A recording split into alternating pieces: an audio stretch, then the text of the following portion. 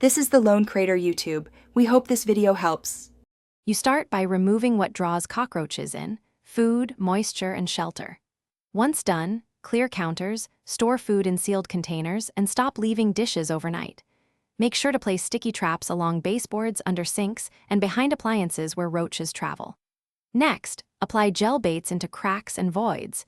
Use small pea-sized amounts spaced several inches apart.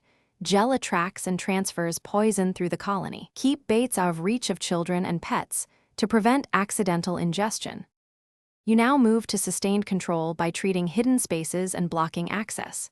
Once the visible activity drops, apply boric acid or diatomaceous earth as a thin dust into wall voids, under cabinets, and behind appliances. These desiccate and kill upon contact.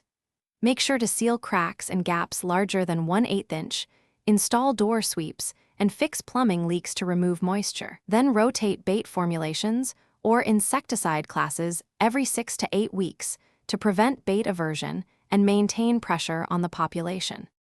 You finish by monitoring and tightening defenses to prevent reinfestation.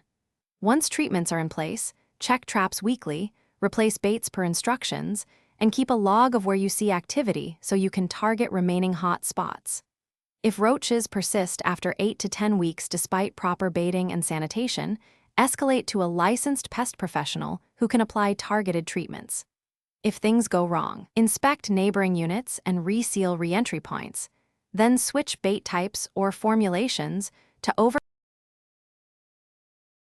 Thanks for watching. Consider subscribing if we helped you.